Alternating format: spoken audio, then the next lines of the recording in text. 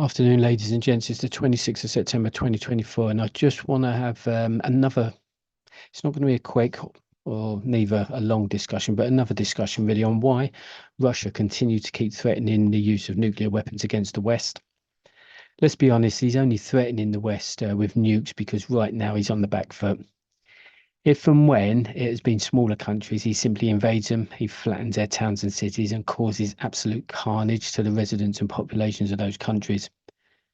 But for anyone that's been following the war in Ukraine for over 2.5 years now, you'd have seen the changes across the combat arena and also the political stage. Since the 24th of February 2022, Putin has gained no more than 20% of the territory there in the Ukraine. And this was supposed to be what he called a special operation that should have only lasted a month in his eyes.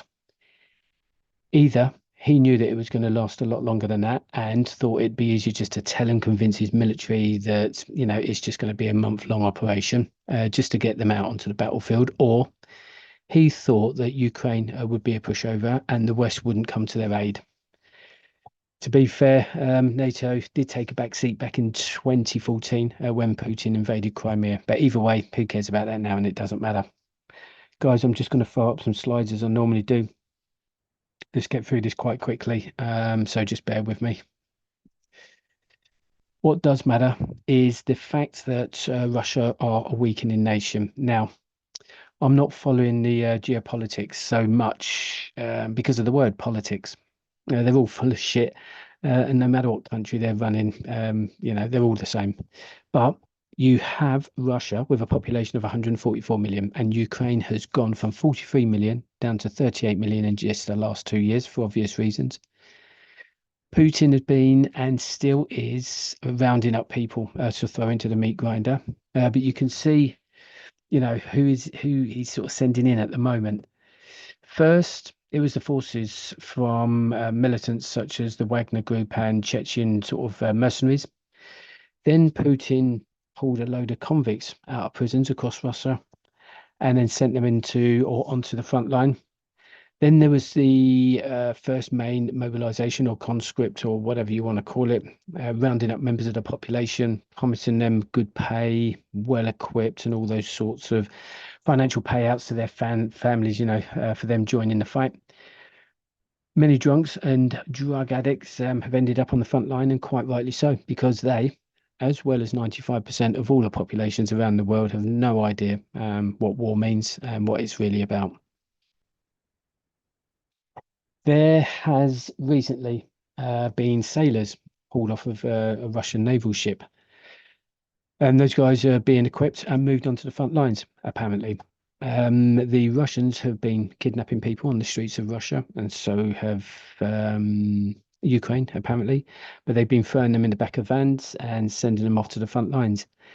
Any soldiers on the front lines are being told that if you're told to advance, then you better advance. And if you don't, or you come running back away from the enemy, then you'll simply be shot. Can you imagine that, guys, being pulled off the street, literally shown how to use a weapon and then just sent to the front lines to start killing people? Seeing everyone around you being blown to pieces, dead corpses everywhere, and all the brutalities of war, only to be shot yourself if seen retreating. But putting that aside, my question is this: does Putin have a mass of elite soldiers sat there waiting until, let's say, I don't know, when NATO forces hit the ground? Or is the Russian army really full of drunken men and boys that have no idea? The only way Putin is winning on the front lines is by sheer numbers. But that doesn't win wars, guys. It might be, or might have been the case actually back in the day. And that's the concerning factor here. Is Putin still living in the dark ages? Because it seems that he's fighting this war like it is World War II still. Now, don't get me wrong. Of course, there are sort of battle-hardened Russian soldiers out there on the battlefield. That goes without saying. But is Putin sort of playing a game of deception, or is he just stupid? It's hard to fathom for me anyway. But that brings me to the question of the day. Why is Russia continuously threatening to use nuclear weapons? Well, one thing Putin probably didn't expect, and that is NATO coming to Ukraine's aid. NATO took the back seat back in 2014, as I've just said, and maybe Putin felt that it was, you know, that because of that, it wouldn't happen again, and for obvious reasons. It's that's obvious for him. If he's got away with it once, then he's probably thinking he's likely to get away with it again. If you continue letting invaders invade through life, then they'll they'll keep invading until they reach your backyard, and that is what's happening here, guys. Putin is knocking on Europe's back door, and NATO have to respond, and they have to respond how? Well, firstly, they'll slow down any Russian progress on the battlefield. They'll try and push back where and when possible, and then they'll take the fight to him. NATO have managed to keep the war in the Ukraine so far by pumping equipment and assets into the country, training Ukrainian soldiers and civilians, the military skills they need to fight against Putin's drunken rabble at the moment. Now, with NATO creeping into the theatre slowly but surely, readying themselves for all-out war, Putin is going to be sat there seeing this. If I was Putin and I had that secret reserve of elite brigade sat there waiting and a couple of ace cards up my sleeves, would I be threatening the use of nukes? Probably not. I have said in previous videos, or yeah, certainly one previous video, why I think Putin and his Russian representatives keep threatening nukes, and that is bullies. Now, my guess is I can't remember the name of the video, but my guess is you guys haven't listened to that. That doesn't matter. So I'm just going to go through this quickly again. My old man always said to me, son, if you've ever stood in front of somebody ready to fight and the person in front of you is mouthing off, telling you, do you know who I am? Do you know who I know? And all that bollocks, then they don't want to have it. If they did, then they'd just cut the bullshit out and have a fight. What they're trying to do with all that waffle is they're trying to scare you. So basically what they're trying to do is they're hoping that you don't do nothing because they don't really want to have the tear up in the first place. Similar to the behavior of a bully will try and intimidate somebody he or she thinks won't fight back. A bully will take things off of you and give you a slap here and there. They tend to have no real values. However, do you know the primary reason why bullies bully? It's because in many cases, when bullying occurs, bullies perceive their target as a threat. The victim of bullying may be different or otherwise unique in a way that kind of stands out to the bully. So bullies also do what they do because they just have that desire for power. And sometimes this goes back to bullies feeling threatened by individuals with the intent to instill some level of fear in others as a means for them to sort of gain, I don't know, some level of power, really. However, there is another reason why people become bullies, and that is revenge. Research shows that there are certain times when bullies genuinely believe that their target wronged them at some point or another. So, for Putin, both analogies can be applied. Maybe he feels threatened by the West and also thinks that the West have wronged him in some way. On top of this, there are other reasons why bullies are bullies. It could be cowardice. And if we're talking about Putin, this also applies. It's like me knocking on, I don't know, the old age pensioners' door across the road from me and telling them to move out of the house because I'm moving in. Putin has gone into another country, a country a lot smaller than Russia, and told them that that they're moving in, and you fuckers better be moving out. And why? Because he can. A larger country, a larger army, and a bigger nation by about 100 million people. Cowardice, they call it. I'd like to see him try the same dirty trick on any of the NATO ally countries. And finally, As I've gone off track a little bit here, but there's no point stopping now. Another reason why a bully is a bully, and that is sadism.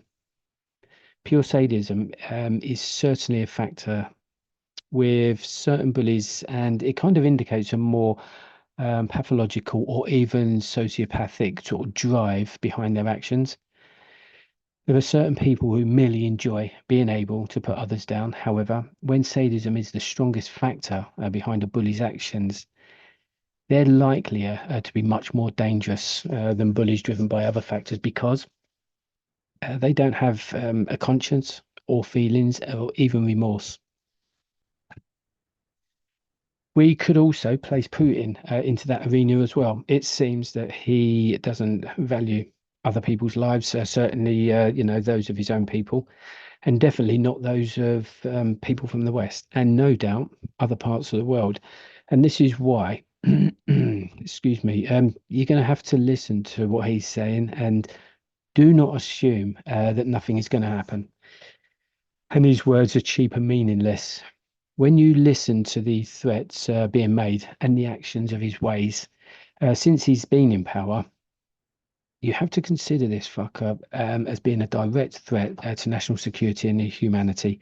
And that, ladies and gents, is why people need to take these bubbles off their heads and wake up to what's going on around them and take notice of the possible threats to you and your family in whichever country you live in. Just because it seems that he sort of falls into, the realm of being a bully doesn't mean that he's not a threat. The reason he's threatening nukes is because he's a coward and knows that no one really wants to go down that road. And therefore, that's the reason why he's doing it. He's the person in front of you mouthing off about how hard he is and how he's going to fuck you up. But in reality, he's shitting himself. He's being backed into a corner. He's losing 1,000 soldiers in the human meat grinder every day. He's transporting World War II tanks onto the battlefield, and honestly, the whole of his military just looks done. So that's why I'm saying, as he got this secret army, elite army, sort of sat there waiting. He's gained less than 1% of territory since December 2022 in Ukraine, and let's not forget, he's now running off to China and North Korea for help. And like I've already said, NATO haven't even started yet. Putin has completely exposed himself out on that battlefield, unless, of course, he has that secret elite army ready and waiting, whilst NATO have just been collecting all the data and preparing.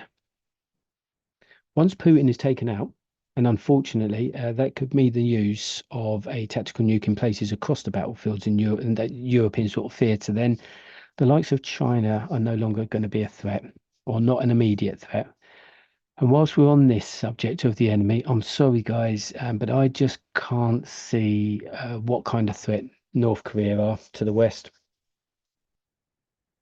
The landmass is no bigger than the size of Ireland here in Great Britain. And on top of that, let's just take a look at their leader. He looks like he should be, I don't know, serving up ice creams from a fucking ice cream van in a park somewhere.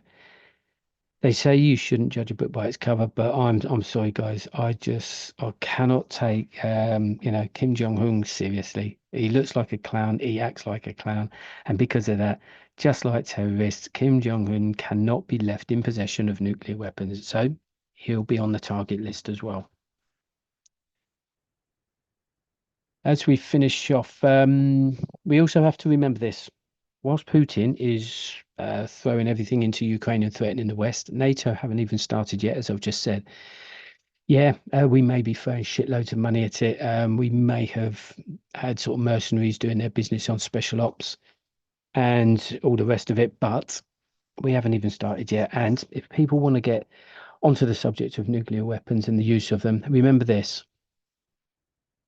There is only one country that have already used nukes on the battlefield, and that is America.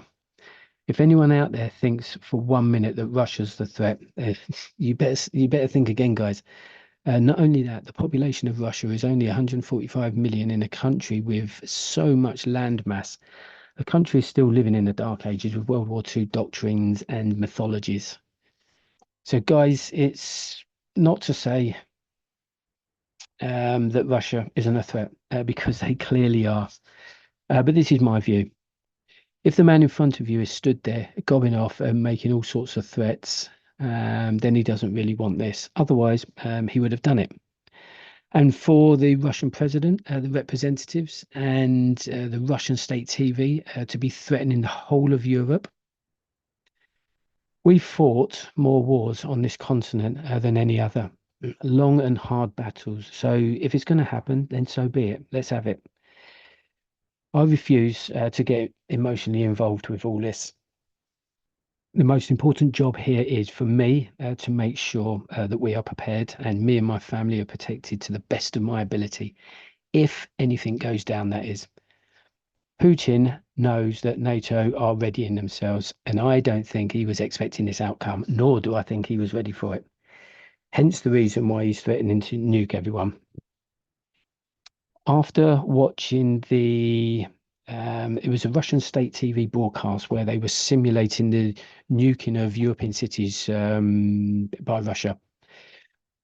I actually don't give a damn whether or not people want to accuse me of being, I don't know, a fear or a scaremonger. I don't care if people want to continue being enormously biased and choose to continue walking through life with bubbles on their heads. For me and my family, this is a direct threat to the UK, Europe, and NATO. And that, ladies and gents, is all that I need to convince me to prepare.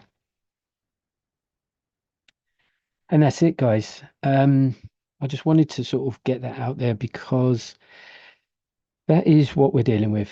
Those behaviors will be taken into account amongst many other things. But listen, guys, do not be under any illusion that nothing is happening. Do not think for 1 minute that just because you live in the UK or any other country across Europe that you're safe. And do not think that Putin will not attack any NATO country. Because when he's backed into a corner, ladies and gents, and his motherland is in danger, he will do anything in his power to try and stop it. If that means nuking a NATO country, then so be it. But if he thinks by doing that, NATO aren't going to be responding, then God help him. Get yourselves military fit and infantry aware, and have a good day, guys.